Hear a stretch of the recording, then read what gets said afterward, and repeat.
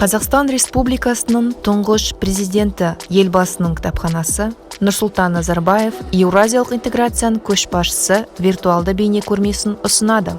Еуразиялық экономикалық одақтың құрылу тарихы Қазақстан Республикасының тұңғыш президенті Нұрсұлтан Назарбаевтың қызметімен тікелей байланысты.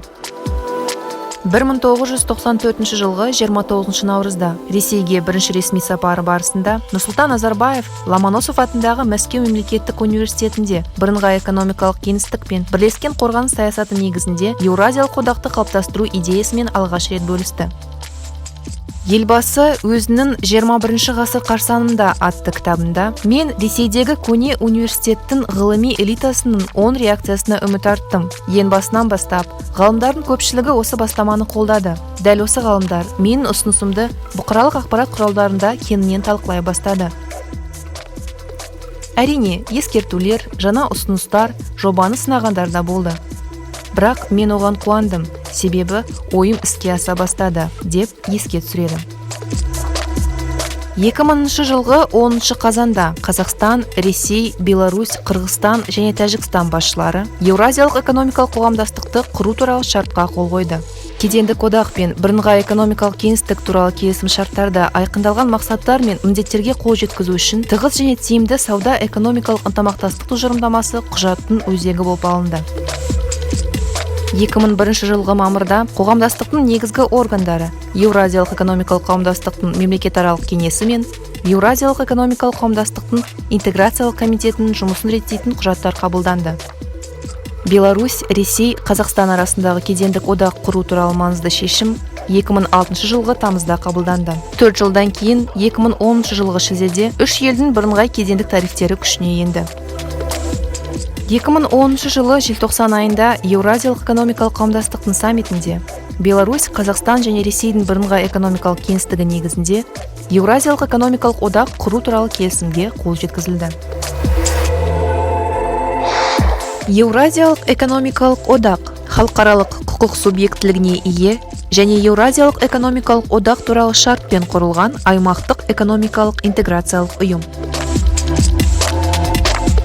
Еуразиялық экономикалық одаққа Армения Республикасы, Беларусь Республикасы, Қазақстан Республикасы, Қырғыз Республикасы және Ресей Федерациясы мүше болып табылады.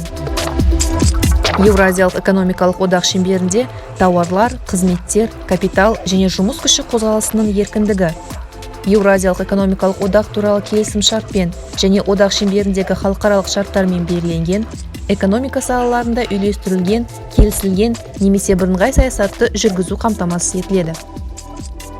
Жалпы, Еуразиялық экономикалық одақ қызметі мүше мемлекеттер азаматтарының әл-ауқаты мен өмір сүру сапасын арттыру жөніндегі міндеттерді шешуге бағытталған. 2019 жылғы 29 мамырда Еуразиялық экономикалық одақтың мерейтойлық саммиті өтті. Отырысқа Қазақстан Республикасының тұңғыш президенті елбасы Нұрсұлтан Назарбаев, Қазақстан Республикасының президенті Қасым-Жомарт Тоқаев, Беларусь Республикасының президенті Александр Лукашенко, Қырғыз Республикасының президенті Сооронбай Жээнбеков, Ресей Федерациясының президенті Владимир Путин, Армения Республикасының премьер-министрі Никол Пашинян қатысты.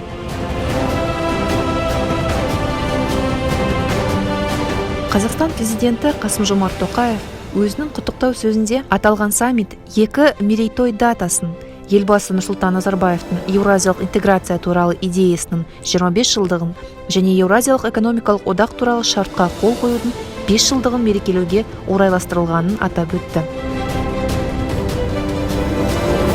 Қазақстанның тұңғыш президентінің стратегиялық көзқарасы мен саяси көрегендігінің арқасында Еуразиялық интеграция идеясы іс жүзінде жүзеге асты, деді Қасым-Жомарт Тоқаев. Ресей Федерациясының президенті Владимир Путин елбасы Нұрсұлтан Назарбаевқа жоғары Еуразиялық экономикалық кеңестің құрметті төрағасы лауазымын беруді ұсынды. Өз кезегінде елбасы Ресей Федерациясының президентіне алғыс білдіріп, халқының саны 184 миллион адамды құрайтын интеграциялық бірлестіктің дамуының маңызды нәтижелерін атап өтті. Еуразиялық экономикалық одақ мүше елдерінің сыртқы экономикалық, сондай-ақ ішкі экономикалық процестерден синергетикалық әсерге қол жеткізу үшін қолайлы жағдай жасауда.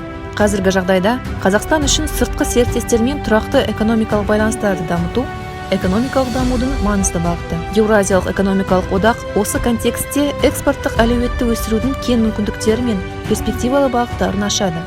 Бұл сайып келгенде қазақстандықтардың әл-ауқатының артуына мүмкіндік береді.